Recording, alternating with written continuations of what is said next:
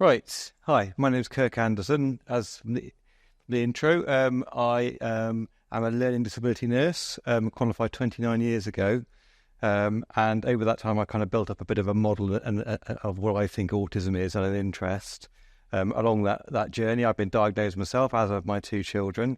But across 5 years working in Swindon CAMHS NDC pathway, I developed a psychoeducation session for children and young people post-diagnosis. Now, for some of them, it was post-diagnosis on the pathway in CAMHS. For other young people, they had been diagnosed by their community paediatricians, but they hadn't really had any follow-up on that. They had a letter that said, yes, you meet criteria for autism, but they hadn't had any follow-up, and they were struggling to come to terms with what that was. So I developed the psychoeducation session to kind of launch them on a journey of self-discovery, really. So they're not going to come out of the session knowing absolutely everything. That, you couldn't fit that into an hour session because it is an hour. But they would have the kind of the things to Google to point them in the right direction. Now, some young people came into the sessions really excited and wanting to learn. Others would sit there with their hood up, looking down, not wanting to be there at all. I'm sure you've all had those young people in your room with parents who dragged them in there and were desperate to learn themselves. So part of the beginning of the session was designed to kind of hook those people into the session as well, because I didn't want to sit there and talk with them for an hour and for them to go away having gained nothing from it. So what I'm going to do is actually deliver the session to you with a tiny bit of narration around it. So Flynn Farmer has provided support for this presentation in the form of an honorarium. So, autism.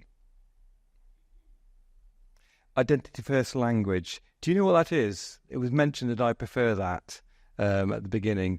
That's the difference between being autistic and having autism. There is a big shift away. A big shift in the autistic community away from thinking about autism as something you can have, and more towards it's something that you are, because it's always been a part of you, even without a diagnosis. It's who you are. And I think the University of Birmingham did some research a couple of years ago that said globally people prefer identity first language. So that kind of should be your default. So when you're writing your letters post diagnosis, whatever you're doing, if someone has not stated a preference, think about them being an autistic person, not autism being something that you can have. So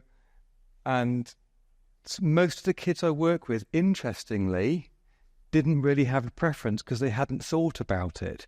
It's only the adult advocates who'd really kind of presented us with this information. So it is a choice, much like you might ask someone what pronouns they prefer. For an autistic person, you might ask whether they prefer identity first or person first language. Person first language, of course, being the preferred choice of people with a learning disability. So the correct terminology is an autistic person with a learning disability. And I do correct our psychiatrist at CAMHS sometimes, who gets it wrong almost every time when speaking to us. So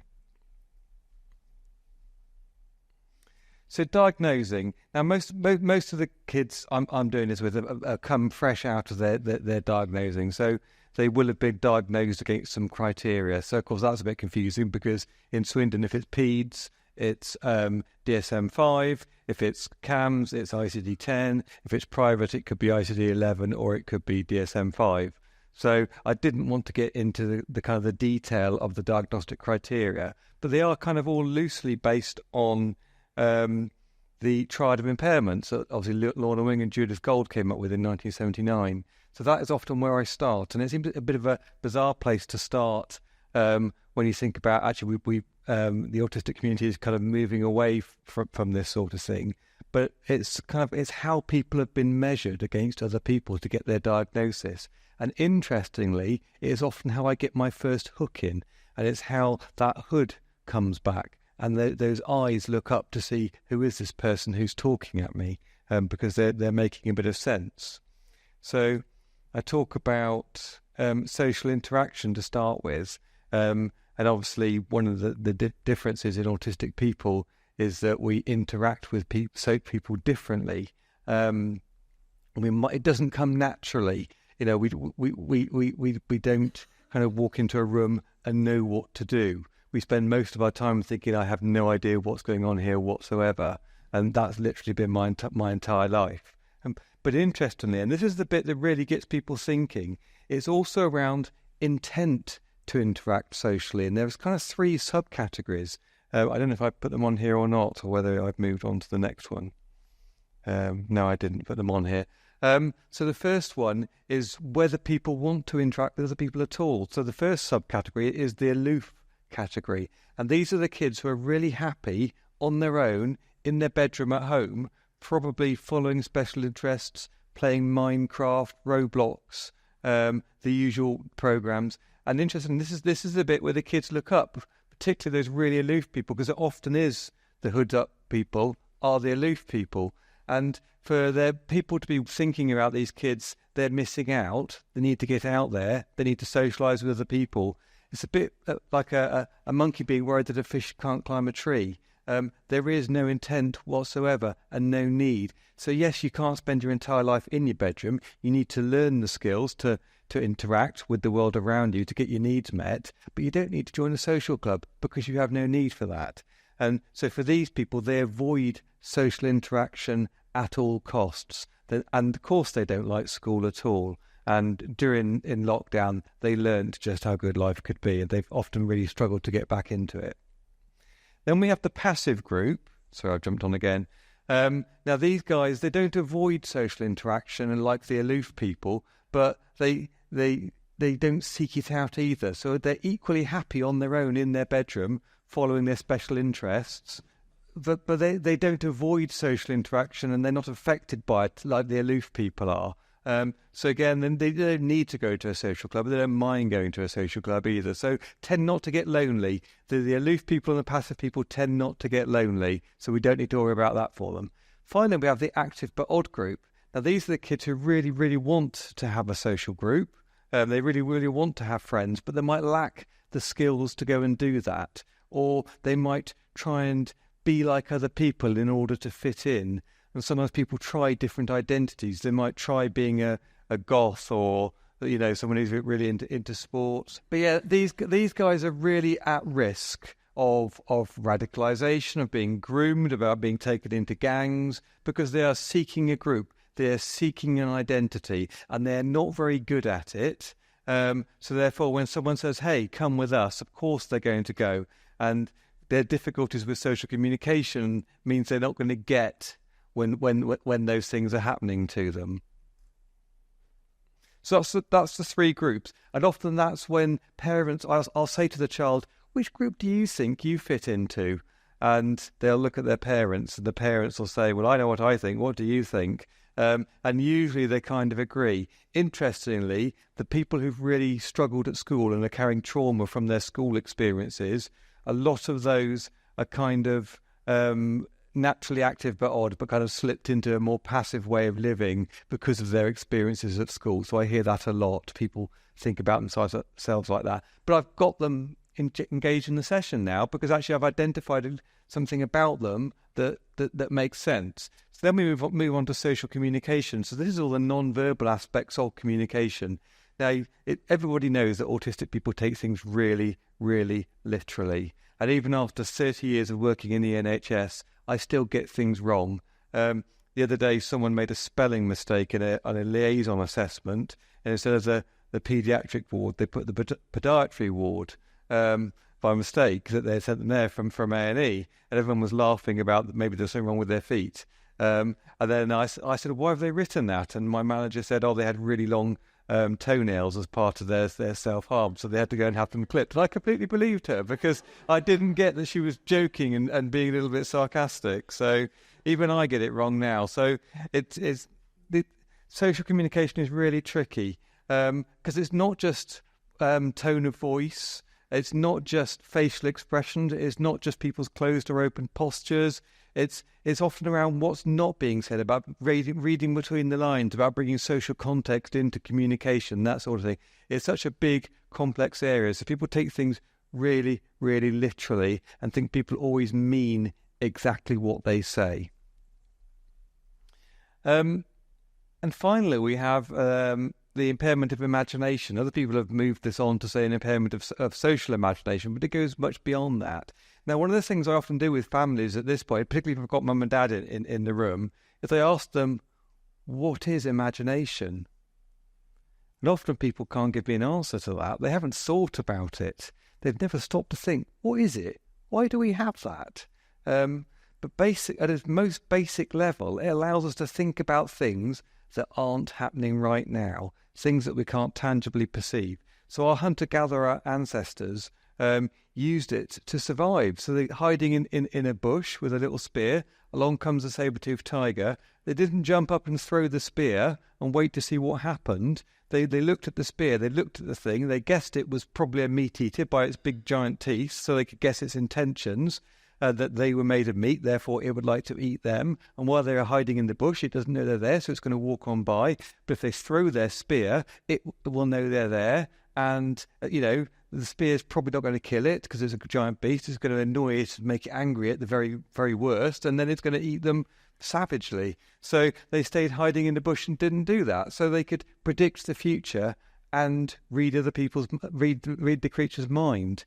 Now, people aren't telepathic. People can't see into the future, but you use your imagination to do that. You use it to work out the impact of what you do and say on other people. You use it to understand what could or should happen if you do something. In your mind, you pull everything together you know about a situation in order to work out what could happen. So I'm going to pick on you in a minute. You're going to regret sitting there at the front. So most people these days, people love their mobile phones, don't they? And our phones, they're not just phones, they are our entire lives. I could pick up your phone and throw it across the room. I've never thrown your phone before, but in my mind, I use my imagination to put everything together I know about phones. They're made of plastic, they're made of glass and walls, and what happens when the two things collide at quite a velocity. And therefore I can choose whether to throw your phone or not. Often some autistic people, they can't do these, they can't work these things out due to their impairment of imagination. So those children who are saying those awful things to their families, those children who are hitting their families, those children who are breaking their PS4 controller or their iPhone and then being sad and cross that it doesn't work anymore, they didn't know those things. And this is quite useful for families to hear, that actually those hurtful things that child is saying, they don't really or truly understand the impact of what they're doing and saying on you. So although the triad of impairments is really old now and the diagnostic criteria have slightly moved beyond it, it all comes from that. And although the autistic community have moved away from thinking about impairments, again, it's really helpful for people to start some of their research there and see how things have moved on from those points. And lots and lots of the kids really find it helpful when I talk about the triad of impairments.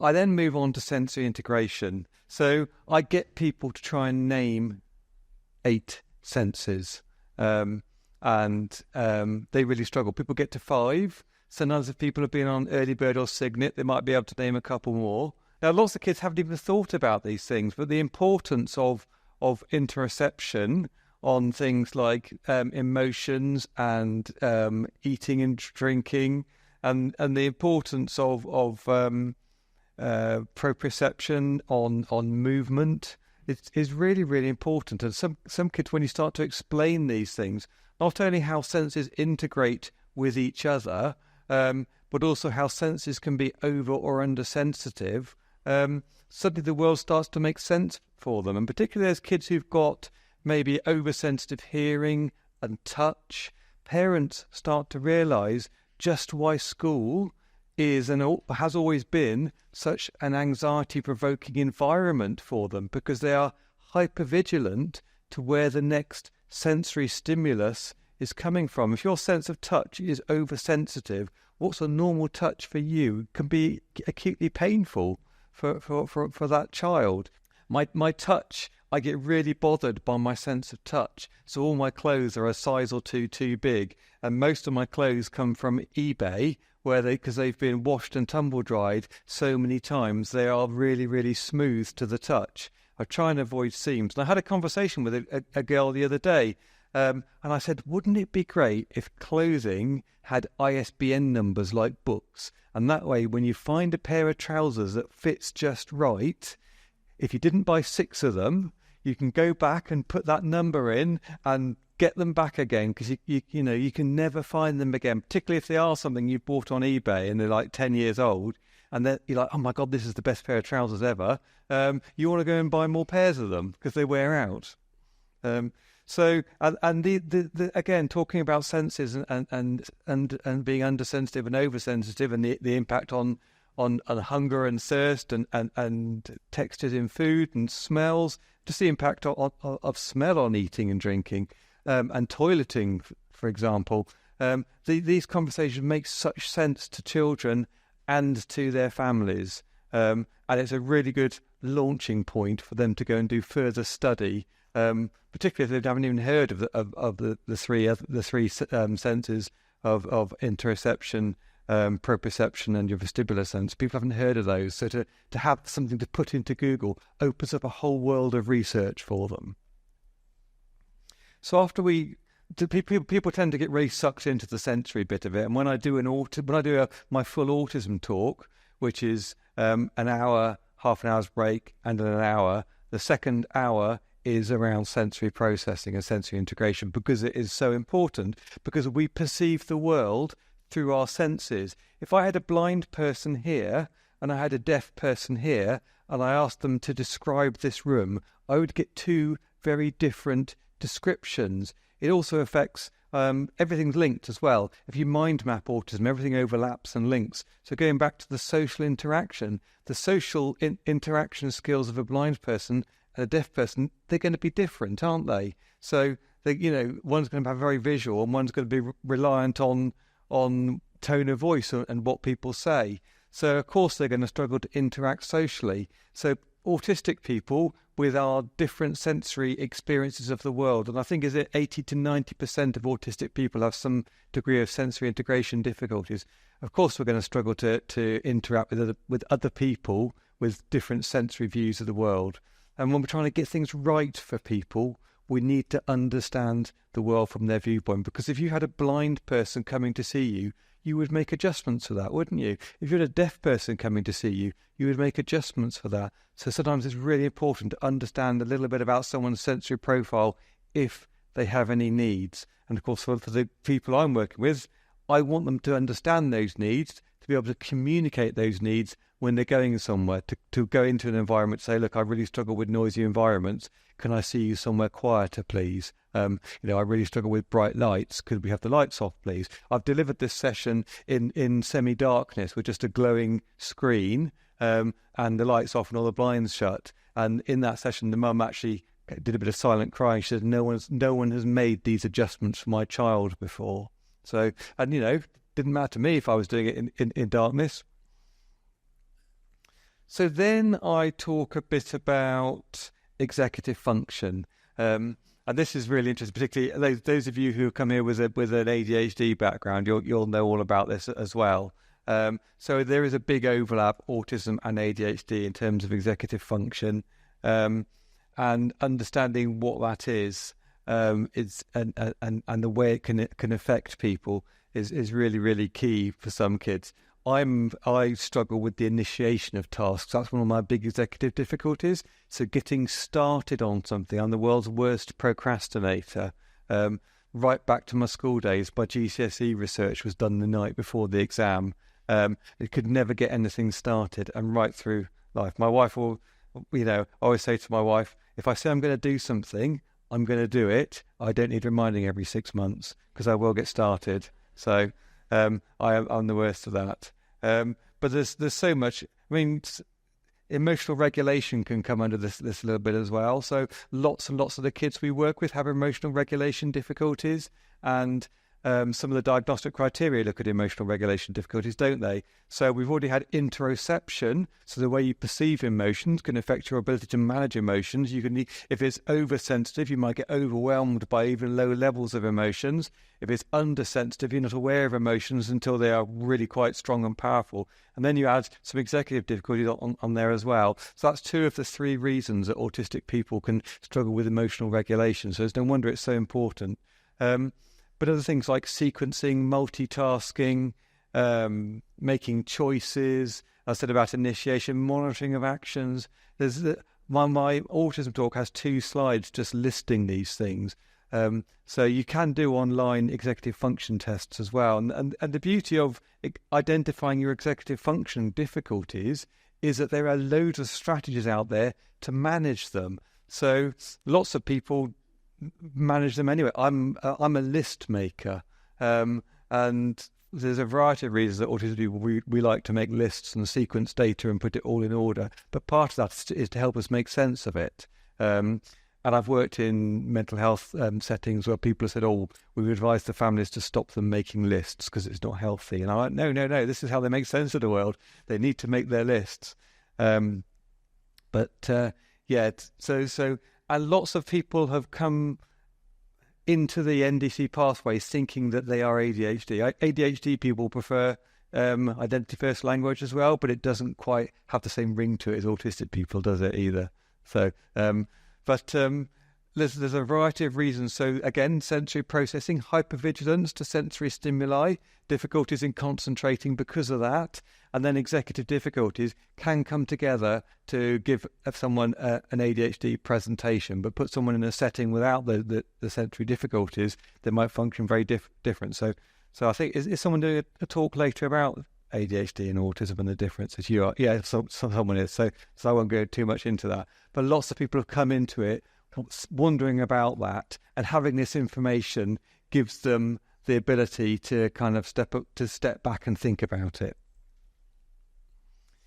Then talk a bit about theory of mind.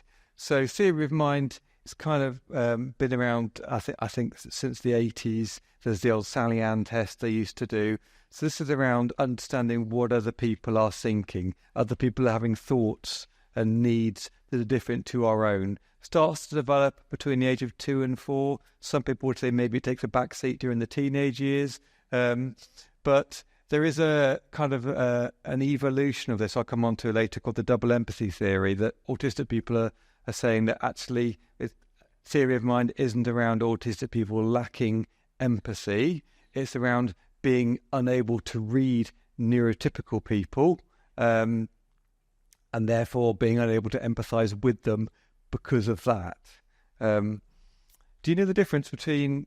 so when I'm reading online, there are 2 things. If I'm reading someone's written about autism on LinkedIn or Facebook or something, there are 2 things that turn me off straight away. The first, if someone does not use identity first language, if someone has written, I'm writing this about people with autism, straight away I'm thinking, okay, you're not been listening to the conversations that have been happening over the past 3 years. So yes, theory of mind. So it's a 2-way thing. So it's not that we can't read other people. It's that it is that we can't read neurotypical so neurodivergent versus neurodiverse. So when people start writing, this is about autistic people or people with autism and neurodiverse people, that makes no sense whatsoever. Literally, to me as an autistic person who takes things literally and gets offended by the incorrect use of grammar on Facebook. So diversity refers to a group of people. So we are a diverse group of people. We are ethnically diverse, we are gender diverse, we are neurodiverse, but each of us on our own is not diverse. Diversity means a group. So a person cannot be neurodiverse. So when someone says, I'm writing this as a neurodiverse person, or I'm writing this about neurodiverse people, it makes no sense whatsoever. So an individual can be neurodivergent, but neurodiversity refers to the whole human group. So that's the other thing that puts me off. So I have that conversation with kids as well. And it's the whole neurodiversity paradigm is something that people find really interesting to read up on. So double empathy problem, I said, is kind of the extension, the research that's come out of theory of mind. So if you think about autistic people as cats and neurotypical people as dogs, so I'm a cat in a dog world, okay? So it's one of the reasons that autistic people struggle a lot, because it's a very bouncy, slobbery, boisterous, noisy world full of dog biscuits and walks in the park with a lead and all sorts of things that cats absolutely hate.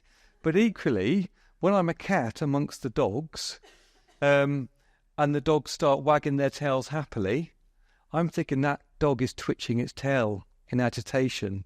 I'm clearly offended that dog. Equally, when the dog is growling, I'm thinking, hey, it's purring, it's happy, awesome.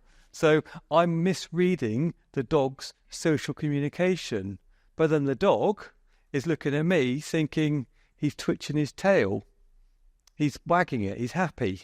So he's misreading my social communication. And when I'm purring, the dog thinks I'm agitated. So the double empathy problem says it's not a one-way problem. It's not something that's wrong with autistic people. It's two groups of people with very different sets of social communication skills with an inability to read each other. And it's one of the reasons autistic people get along with other autistic people really well, because often our social communication is really, really similar. I was working with a young person recently. So I work in the local key worker service now, so it's a hospital avoidance service. And I was working with a young person where clearly I'd failed because she was in hospital, but she got referred to me as she went in. And she is selectively mute and only talks at home and has only talked at home all her life. And so I met with her and her mum, and she started chatting to me. And her mum was absolutely gobsmacked. And we were having a great old conversation across the table. And then her mum sat there, and her mum started, again, doing the silent, I see a lot of silent tears in my job. And she said afterwards, sat there listening to you guys talking, A, that's never happened before, but B, you got on like a house on fire, and she felt on the outside. And she said, for the first time I realised what it's like for my daughter in a neurotypical world, because I was sat there on the outside of your conversation. I didn't have a clue what was going on half the time, because you guys just kind of linked. And that happens a lot. So again, when I'm doing my psychoeducation session as an autistic person, sometimes that's one of the ways that I really engage the young person, because they are getting where I'm coming from and they're able to understand a lot of my social communication. So central coherence is interesting. Some people say that it's a unified theory of autism. I say it describes part of it. So central coherence is the neurotypical ability to get the bigger picture. So you guys walk into a situation and you look at everything in that room, you disregard the unimportant stuff, link the important stuff together and come up with the bigger picture. But you miss detail. So if I was to visit each of you at home tonight and ask you what colour was the carpet, you probably wouldn't remember. Autistic people, we tend to walk into a situation, see everything. Now, this is called weak central coherence. We see everything. We don't know what the important stuff is and what the unimportant stuff is. So we process everything. We don't link it together. So we see all of the detail, but we miss the bigger picture. So I do miss the bigger picture all the time. In fact, when I left CAMS, on one of the feedback that I got from staff was my attention to detail was amazing, and I saw things that other people missed, particularly during the NDC work that I did, but I would often miss the bigger picture of the strategic stuff that they were having to do, and they were like doctors and managers running around after me clearing up my mess because I'd missed like the NHS 10-year plan and things like that, because that's like this big giant thing that's far away, but I got all the detail. So often that's one of the reasons where you put the two groups together, a neurotypical person and the autistic person together. You get a really great team, but also it leads to some really good skills. So a lot of autistic people get recruited into GCHQ because we're good at cracking codes, because we spot patterns all of the time due to our weak central coherence. Weak's probably the wrong word. We are really good in the IT industry because we're really good at computer coding. Because of that, I spend my evenings writing Excel formula that other people don't understand, but they love the spreadsheet. I get paid for it, it's all right. They love the spreadsheets that it produces because they can tell them, like in the NDC, how many autistic people got referred to this particular clinic between those two dates just by looking at this, like, 7 lines of formula that I've put in a cell, that sort of thing. Recycling. Somebody with good central coherence sees a big pile of rubbish. And also, an autistic person would see the plastic and the glass and the paper. So the recycling industry is full of autistic people. Alexithymia. Again, and most of these things people haven't heard of. They're writing these things down. They're they're like taking a photo on their phone of everything because they need to learn these things. Alexithymia. Do you guys know where the word autism comes from? It's from the ancient Greek word autos, meaning self. Automatic, automobile, that sort of thing. Okay, this is another one. Alexithymia. No words for emotions. So this is where the emotions are separate from people's processing. So I think it's 80% of autistic people are quite alexithymic, 50% severely so. So people are not linking emotions to their language. So if I said to a neurotypical child, "What did you do in half term?" "Oh, I had a great time. I went to Disney World in Florida, and I went on this ride, and I did this, and I did that, and it was amazing, and I loved it." Whereas the autistic person might say, "Oh yes, I went to America on an aeroplane, and I went to Disney, and I've always wanted to go on the so-and-so ride." So it was a bit of a... And so you get the same information, but the emotive content isn't there. But equally, people aren't linking physiological sensations of emotions to those emotions. So a neurotypical person might say, "I'm feeling really anxious today." Whereas the autistic person might say, "My tummy feels funny, my hands are a bit sweaty, I feel ill, I feel dizzy," not linking it to the emotion. So sometimes we need to do that for people using some kind of tool. The 5-point scale is good at that. In order to help with those things, because people aren't doing it automatically. But also people aren't appreciating emotions in other people, or they're being overwhelmed by other people's emotions because they can't shut them out. So a teacher telling off a child over there, your body starts reacting as if you're the one who's being told off, and your mind is thinking, "This is crazy, this is bonkers, I'm not the one being told off." But you actually end up feeling more and more emotionally aroused until you end up flipping the table or leaving the room. So alexithymia is really, really useful for people to read and understand. Monotropism is really important as well. So this is around people having a very single focus, a very single train of thought. And it's often where the special interests come in. So we have a very narrow radius, a cone of interest that we can put everything into. So I could spend my evening doing these complicated Excel formula that other people would absolutely hate, and it gives them, and I have, I expend no mental energy on it whatsoever. But filling in a form that I have no interest in whatsoever, I can't do it at all. So what people need to do is to somehow bring things into my interest radius. So obviously you can't bring it. Actually, if it's an Excel form, then I would want to be able to fill it in. And actually, I spent part of my CAMS career taking things like the motivational assessment scale. It was a paper-based tool, and making a self-totaling Excel version that I could then use, and suddenly I could use it. So having an interest-led curriculum can be really, really, really helpful. And again, another reason that things can look like ADHD, because you literally cannot focus on something outside of your interest cone, and that will look like an inability to concentrate and focus, but actually it's more monotropism, a monotropic way of thinking. And there is actually a monotropism test you can do online, and autistic people score really, really highly on this. Autistic inertia. I suffer from this. a lot. And I spent years before I came across this term trying to explain to people around me, I have this problem, where I can't transition between states of being. Why is that? People couldn't explain it until I came across this. So when I need to have a shower, I can't get into the shower.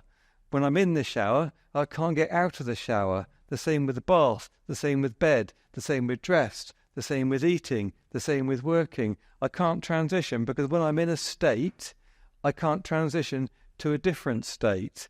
And sometimes I can't see how I could even exist in that different state. So autistic inertia is around, and there's it's very linked to our executive skills as well. So, and it describes why some people get really stuck and can't move from one situation to another. So when someone's doing something, so again, people can't transition between classes at school, can't they? As well as sometimes there being sensory aspects of the corridor, and people bumping into it being noisy. If you're doing history, and again, monotropic thinking, if you love history, you can't transition out of that into another state. And some people talk about, actually what happens is with your brain, when you get really into something, it's like your brain launches all these tendrils deeply into the subject.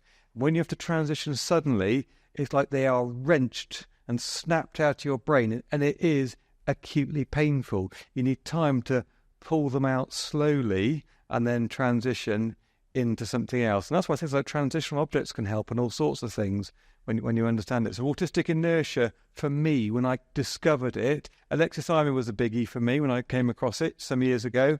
And autistic inertia, I came across that. Suddenly people were writing about something I had struggled to explain about myself to other people for years. VARC I often talk about. So VARC is a model of learning: visual, auditory, read, write, and kinesthetic. Most people are multimodal. There is the VARC website, varc-learn.com. You can do a quick quiz that tells you your learning styles. Most people are multimodal. Most people can switch. Autistic people are very visual, kinesthetic. So visual is pictures, symbols, graphs, cartoons, that sort of thing. Kinesthetic is watching people do or doing. So very practical learning, hands-on, YouTube videos, that sort of thing. So auditory and read-write, which of course is school, people really, really struggle with.